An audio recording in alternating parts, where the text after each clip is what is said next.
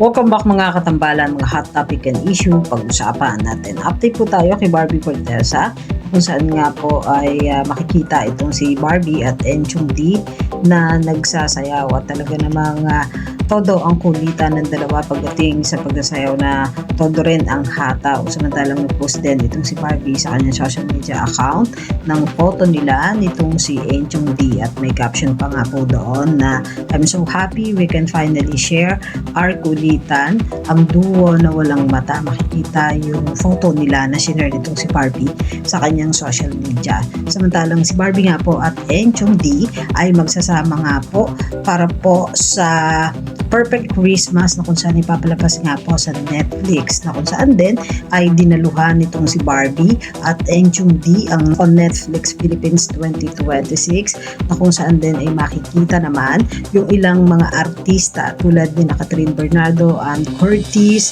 Ding Dong Dantes, James Reid at marami pang ibang artista na kung saan ay nag-share din itong si Barbie ng photo nila na sama-sama nga po ito ay kuha para po dun sa Netflix.